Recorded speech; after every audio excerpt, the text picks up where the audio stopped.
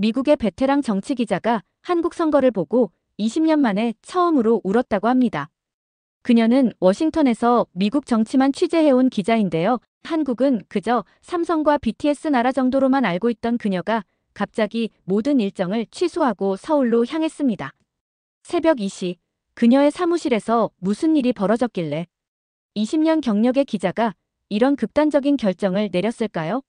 그리고 한국에서 그녀가 목격한 장면은 정말 충격적이었는데요. 무슨 사연인지 시작해 볼게요. 그 전에 잠깐 좋아요와 구독을 눌러주시면 영상 제작에 큰 힘이 됩니다. 안녕하세요. 저는 에밀리 존슨이에요. 저는 워싱턴 DC에서 신문 기자로 일하고 있어요. 매일 미국 정치를 기사로 쓰고 있는데 신문을 읽는 사람들을 위해서예요. 대부분의 날은 똑같이 느껴졌어요.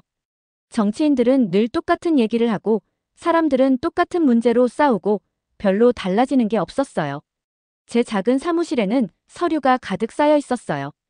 커피잔도 여기저기 있었고요.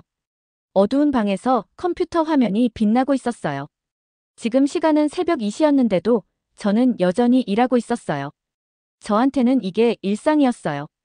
이 일을 한 지 벌써 20년이 되었어요. 미국 정치가 어떻게 돌아가는지 잘 알고 있었어요. 정치인들이 무슨 말을 할지 말하기 전에 짐작할 수 있었고 사람들이 뉴스에 어떻게 반응할지도 예측할 수 있었어요. 모든 게 지루하고 뻔하게 느껴졌어요. 솔직히 말씀드리면 요즘 대부분의 미국인은 정치에 별 관심이 없는 것 같았어요. 뉴스를 보고 화내고 인터넷에서 논쟁만 벌이지만 진짜로 나아질 거라고 믿지는 않는 것 같았어요. 저도 가끔은 똑같이 느꼈어요. 그날 밤도 평소와 다를 바 없이 느껴졌어요. 내일 기사를 위해 뉴스 기사를 읽고 사실을 확인하고 있었어요. 화면을 오래 봐서 눈이 아팠어요. 집에 가서 자고 싶었어요. 그러다 이상한 일이 벌어졌어요. 제 컴퓨터에 뉴스 알림이 떴어요. 속보 대한민국 계엄 선포라고 적혀 있었어요. 처음에는 무심코 넘어가려 했어요. 저는 미국 정치를 다루는데 외국 뉴스는 제 담당이 아니었거든요. 그런데 왠지 그 기사를 클릭하게 되었어요. 대한민국, 삼성폰 만드는 나라, BTS 나오는 곳, 기생충 같은 영화 만든 나라. 한국 정치에 대해서는 잘 몰랐어요. 사람들은 규칙 잘 지키고 문제 일으키지 않는 조용한 나라라고만 생각했었어요. 경제적으로는 잘 사는 것 같았지만 정치적으로는 별로 흥미롭지 않은 나라라고 여겼어요. 그런데 뉴스 보도에 보니 대통령이 2024년 12월 3일에 계엄을 선포했다고 했어요. 계엄령은 군이 나라를 통제한다는 뜻이잖아요. 정말 심각하고 무서운 일이었어요. 그런데 더 놀라운 건 국회가 몇 시간 만에 계엄을 해제했다는 거였어요. 시민들이 거리로 나왔지만 폭동이나 폭력은 아니었어요. 시민들이 조직적으로 권리를 요구하며 움직인 거였어요.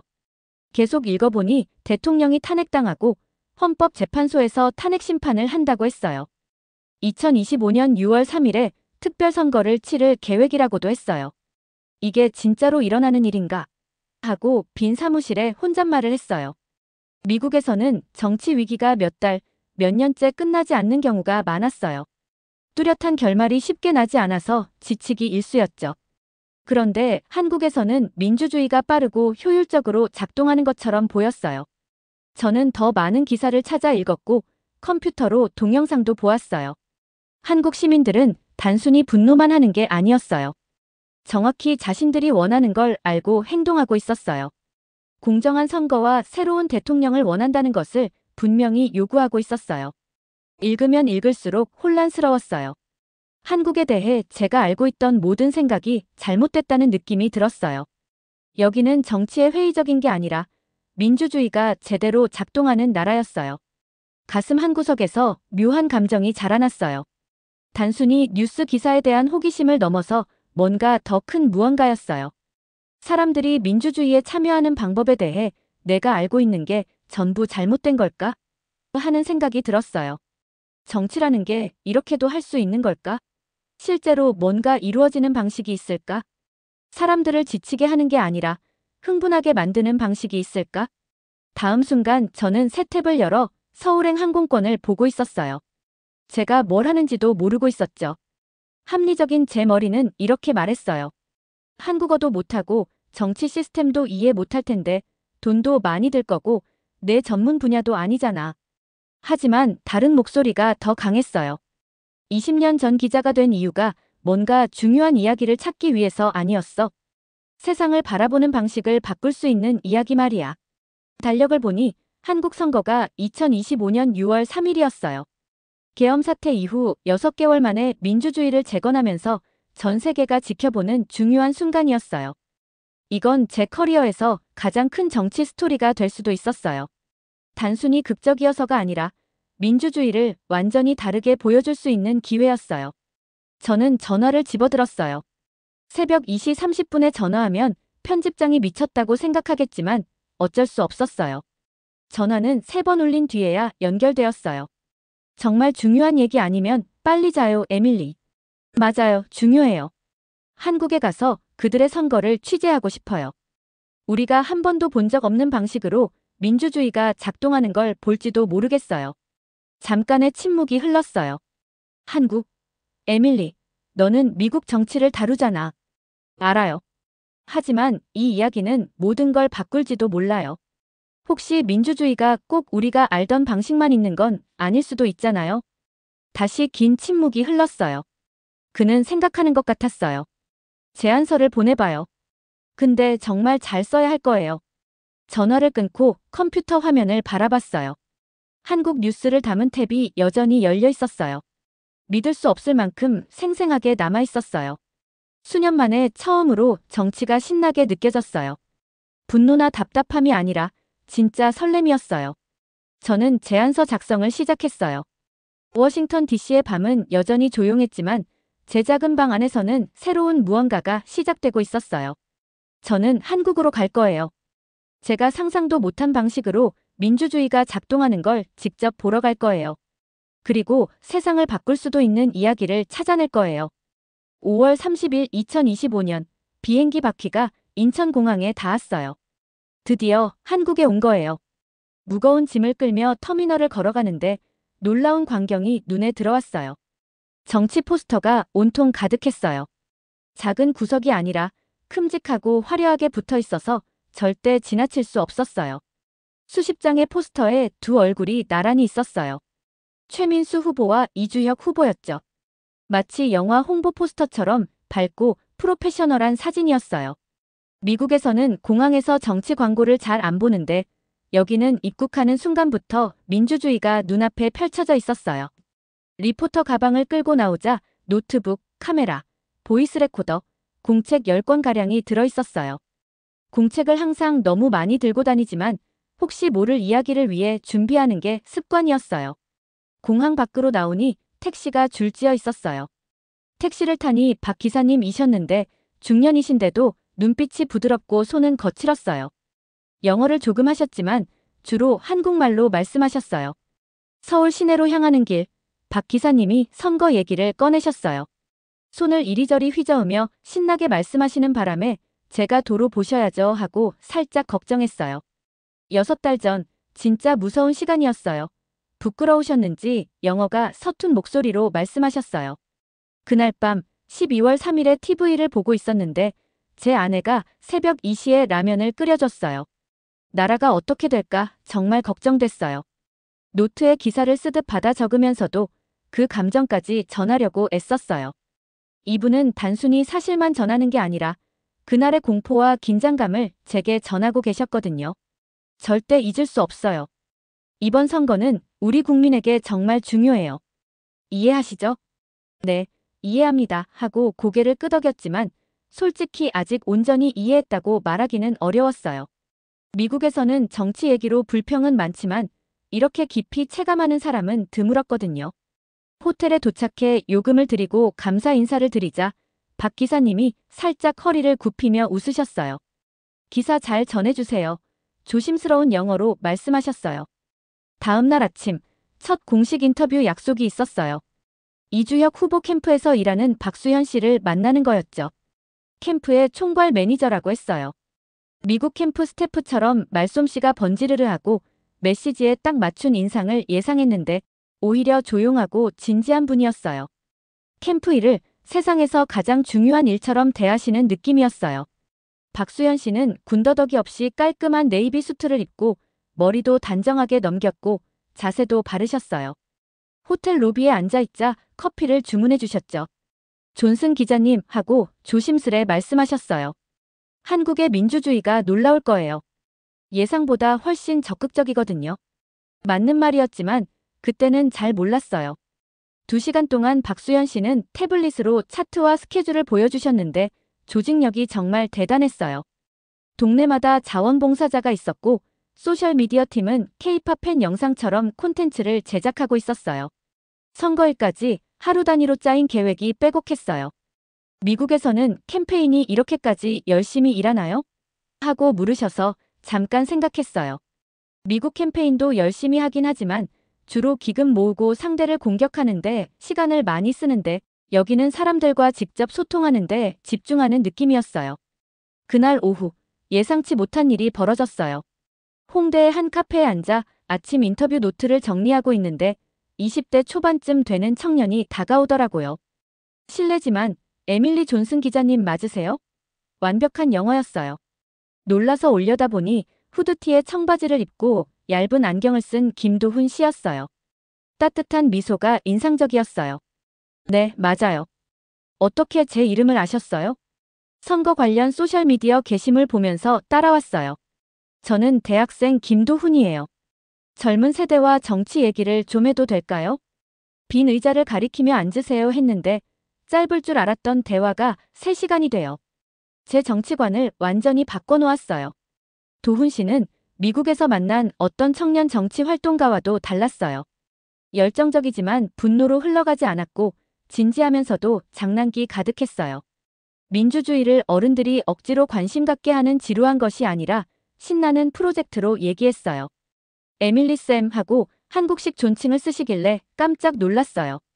한국 사람들은 조용하고 문제 안 일으킬 거라 생각하시죠? 부끄러워졌어요. 바로 제가 그렇게 생각했으니까요. 하지만 12월 3일이 모든 걸 바꿨죠. 민주주의는 정부가 주는 게 아니라 우리가 매일 손으로 만들어가는 거라는 걸 깨달았어요. 도훈 씨 친구들의 이야기를 들려주셨어요. K-팝 콘서트처럼 꾸민 유권자 등록 행사, 투표소 앞에서 찍는 포토카드 제작, 소셜미디어 공유 이벤트까지 정치 참여를 재미있고 사회적인 경험으로 바꾸고 있었어요. 민주주의도 신날 수 있다는 걸 배웠어요. 하고 눈이 반짝였어요. 미국 민주주의는 TV에 나오면 너무 지치고 화난 모습이잖아요. 우리는 다른 방식을 보여주고 싶었어요. 도훈 씨의 이야기를 들으며 깨달았어요. 이 젊은이들은 해야 하니까 투표하는 게 아니라 내 인생에서 제일 중요한 크리에이티브 프로젝트로 선거를 대하는 거였어요. 내일 제 친구들 만나볼래요? 토론회를 보며 파티처럼 즐길 거예요. 정치판의 음악 축제랄까요? 네, 꼭 가보고 싶어요. 하고 대답했어요. 호텔로 돌아오는 길, 제 안에서 뭔가가 완전히 달라져 가고 있었어요. 아침에 도착했을 땐 단지 선거 취재하러 온 외국 기자라고만 생각했는데 지금은 전혀 다른 세계에 들어온 기분이었어요. 정치에 불평하거나 무관심한 게 아니라 함께 만들어가는 뭔가로서 민주주의를 체험하는 세계. 젊은이들이 분노나 절망이 아니라 흥분과 창의력, 아이디어로 가득 찬 세계. 택시 기사님, 캠프 매니저, 대학생이 모두 내 한 표가 정말 중요하다고 믿는 세계. 해가 지는 서울 스카이라인을 바라보며 생각했어요. 내일 도훈 씨 친구들을 만나고 진짜 신나게 정치하는 모습을 보게 될 거라고. 그날 밤 노트에 썼어요. 정치 참여에 대해 내가 알고 있다고 생각한 모든 게 완전히 잘못됐을지도 몰라. 20회 경력 중 처음으로 저는 이제 막 이야기를 시작하려는 기분이었어요. 6월 2일이 되었어요. 내일이 선거일이에요. 저는 오늘이 한국에서 마지막 유세를 보는 날이라 일찍 일어났어요. 기자로서 제게 가장 큰 시험이 시작되는 날이었어요. 지금까지 한 번도 본 적 없는 풍경을 이해할 수 있을까? 미국에 돌아가시는 분들이 알아들을 수 있게 글로 잘 옮길 수 있을까? 먼저 서울 한복판에서 최민수 후보 유세 현장으로 갔어요. 평범한 정치 행사겠거니 했죠. 연설 몇 번 듣고 박수 좀 치고 수천 명이 폰 보면서 정치인들 얘기를 듣다가 끝나겠거니 생각했어요. 그런데 제가 본 건 입이 떡 벌어지는 모습이었어요. 사람들이 시내 몇 블록을 가득 메우고 있었어요. 그런데 그냥 서 있는 게 아니었어요. 마치 아름다운 춤처럼 군집이 흐르고 있었어요. 인파가 인도 위를 매끄럽게 흘러가고 있었고 모두가 어디로 가는지 알고 움직이는 듯 했어요. 포장마차처럼 후보 티셔츠랑 배지를 파는 노점이 전통 간식 옆에 있었고 가족 단위로 돗자리를 깔고 앉아 마치 공원 콘서트에 온 듯 했어요. 할머니들은 유세옷을 입은 청년들과 셀카를 찍고 계셨고요. 아이들은 작은 태극기를 들고 뛰어다녔어요. 10대들은 손수 만든 피켓에 창의적인 슬로건을 적어들고 있었어요. 대학생들은 노래처럼 들리는 구호를 선창하며 모두를 이끌고 있었죠. 저는 카메라와 노트북을 들고 사람들 사이를 걸어다니며 기록했어요. 몇 분마다 멈춰서서 입을 다물지 못했어요. 정치 집회 같지 않았어요. 민주주의 축제 같았어요. 가장 놀라운 건 모두가 차분하고 즐거운 표정이었다는 거예요. 미국에서는 유세마다 긴장하거나 화낸 사람이 많아요. 서로 말싸움하기도 하고 때론 싸움이 벌어지기도 해요. 여기서는 모두가 웃고 떠들고 있었어요. 비가 오면 서로 우산을 나눠 쓰고 노약자분들이 잘 보이는 자리로 갈 수 있게 도와주고 쓰레기는 알아서 치우고 있었어요. 저는 이 광경이 정치 행사에 대해 알고 있던 모든 걸 뒤흔드는 모습이라는 걸 깨달았어요. 단순히 후보를 찍으러 오는 게 아니라 공동체가 함께 모여 우리가 리더를 선택할 권리를 즐긴다는 걸 보여주는 일이었어요. 그런데 제 진짜 시험은 그날 저녁에 왔어요. 이주혁 후보 유세가 열리는 곳으로 건너갔는데 군중 사진을 찍고 있을 때 한 어른 남성분이 다가오셨어요. 술 기운이 있으신지 얼굴이 화가 나 보였어요. 크게 한국말로 혼잣말하듯 말씀하셨는데 무슨 말인지 몰랐지만 반감이 느껴졌어요. 외국 기자가 정치 행사에 오는 걸 달가워하지 않는다는 걸 알 수 있었죠. 그런데 갑자기 영어로 바꾸셨어요. 왜 여기 있는 거요? 미국 사람들은 항상 우리가 더 잘 안다고 생각하잖소. 이 순간이 제 진실의 순간이었어요. 도망칠 수도 있었어요. 기자증 뒤에 숨으면 됐죠. 그냥 제 일입니다 하고 지나갈 수도 있었어요. 그런데 어제 도훈 씨가 해준 말이 떠올랐어요. 민주주의는 매일매일 스스로 만들어가는 거예요. 그래서 그분에게 솔직하게 말했어요. 맞습니다. 저도 한국 정치 잘 모릅니다. 그래서 여기 온 거예요. 배우고 싶어서요. 제 솔직함이 그분을 놀라게 했는지 얼굴에 있던 분노가 사라졌어요. 결국 1시간 가까이 이야기를 나눴어요. 1980년대 공장에서 일하셨던 얘기를 해주셨어요. 그때는 민주주의가 막 시작되던 시기였다면서 그 시절 두려움과 희망을 들려주셨어요. 민주주의가 존재하지 않던 때를 기억하는 분에게 민주주의가 무엇인지를 설명해 주셨어요. 한국을 이해하고 싶소? 하시더니 내일 아침 6시에 다시 오게. 투표하는 걸 직접 보게. 라고 하셨어요. 6월 3일 선거일 아침. 저는 해 뜨기 전 강남의 투표소에 도착했어요. 이미 긴 줄이 서 있었어요. 너무 이른 시간에 줄 서 있는 모습을 본 건 처음이었어요. 미국에서는 비상사태나 큰 사건이 없는 이상 6시에 줄 서 있는 사람은 본 적이 없었거든요. 그런데 여기 사람들은 절망하거나 긴장한 게 아니었어요. 신나 보였어요. 조용히 옆 사람과 얘기하고 이슬비가 내리자 우산을 나눠 쓰고 노약자를 도우면서 순서를 기다리고 있었어요. 투표소 직원들도 효율적이면서도 친절했어요. 마치 단순한 의무가 아니라 마을 축제에 온 것 같은 기분이었어요. 저는 하루 종일 여러 투표소를 옮겨다니며 지켜봤어요. 어디를 가도 똑같았어요. 모든 연령대가 민주주의에 참여하는 게 올해 가장 중요하고 흥미로운 일처럼 보였어요. 그런데 제게 가장 큰 충격은 그날 저녁에 왔어요. 투표가 종료되는 8시에 저는 대형 스크린이 있는 카페에 자리를 잡았어요. 평소라면 진지한 뉴스 앵커, 단순 그래픽, 지루한 분석을 보게 될 거라 예상했죠. 그런데 나온 건 비디오 게임과 만화쇼를 섞어놓은 듯한 화면이었어요. 후보들은 장애물 경주를 하는 애니메이션 캐릭터로 등장했고 득표율은 회전판과 로켓선을 타고 표시됐어요. 인기 TV쇼와 영화 패러디도 나왔고 그래픽이 너무 화려하고 재미있어서 몇 분간은 메모를 잊고 넋을 놓고 봤어요. 이게 선거 중계라고요? 하고 혼잣말했어요. 그때 제 심장을 멈추게 한 발표가 나왔어요. 투표율 79.4%. 화면을 뚫어져라 보며 이 숫자가 무슨 뜻인지 곱씹었어요. 미국에서는 60% 정도 투표율 나와야 잘했다고 하는데 여기서는 유권자 44.300만 명 중 35.200만 명이 투표했다니. 이건 단순한 선거가 아니었어요. 선언이었어요. 민주주의가 우리에게 얼마나 중요한지 말하는 선언이었어요.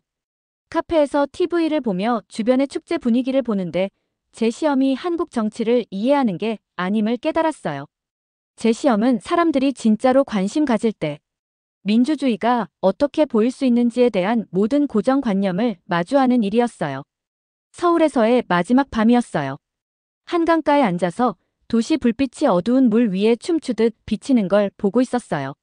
내일 아침엔 워싱턴 DC로 돌아가야 하지만 오늘 밤은 제가 본 모든 것들을 곱씹어 봐야 했어요. 저는 공책을 꺼내 지난 일주일 동안 적어둔 메모들을 살펴봤어요. 숫자와 인용구, 관찰들이 페이지마다 빼곡히 적혀 있었는데 믿기 힘들 정도였어요. 하지만 제가 집으로 가져가는 진짜 보물은 단순한 숫자나 사실이 아니었어요. 사람들이 진짜로 관심을 가질 때 민주주의가 어떤 모습이 될 수 있는지에 대한 완전히 새로운 이해였어요.